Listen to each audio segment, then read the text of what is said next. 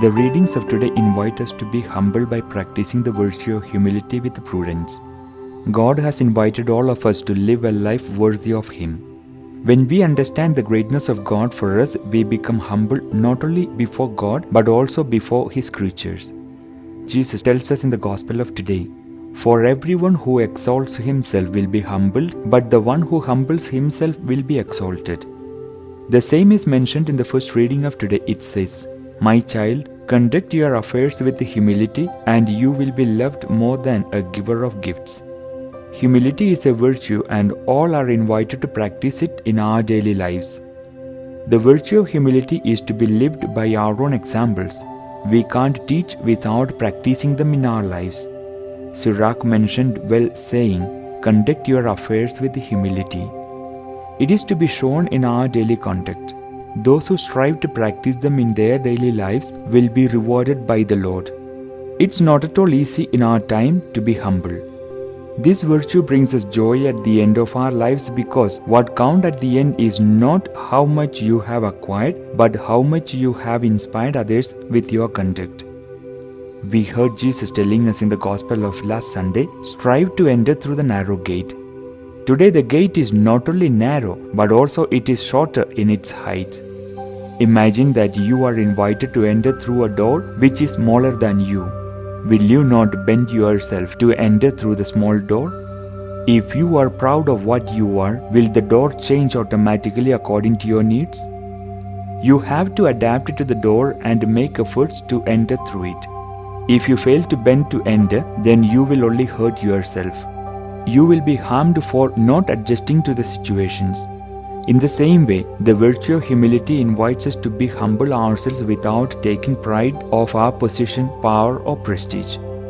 You might be a very important person in this world, but what will be counted finally is how accessible are you to the rest of the people.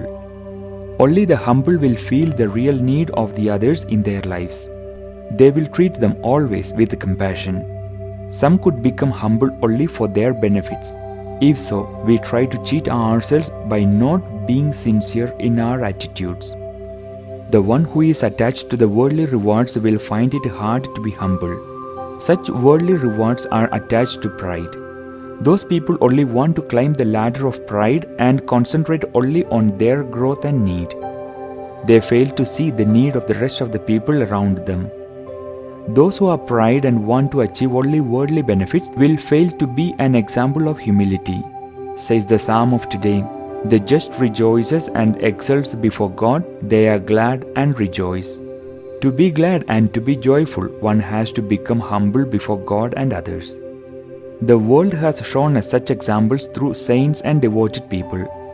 Those who lived and promoted great values are appreciated in the world. Their teachings and examples are still respected and approved for learning.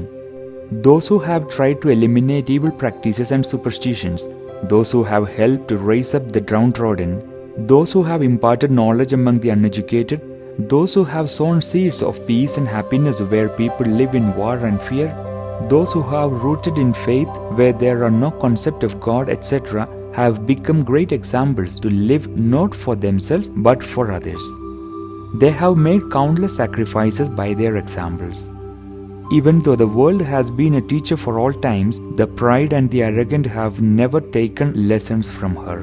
For their pride, they wanted to be their own masters. That's why the world is going backward instead of moving forward.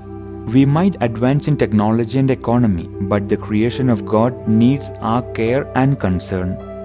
If we are not humble with the creation of God, then nature will reject us one day. So much of natural calamities take place around the world, and we are still blind, deaf, and dumb. We do not open our eyes to see the reality. We fail to listen the cry of the needy. We have no wisdom to consult and share with the rest of the world. We become unwanted or useless because we live in a world created by us for our own comfort. We do not want to accept sacrifices for ourselves, much less we do for others. Humility invites us to be with the needy. When we share with those who have no means to repay us, then God will reward us.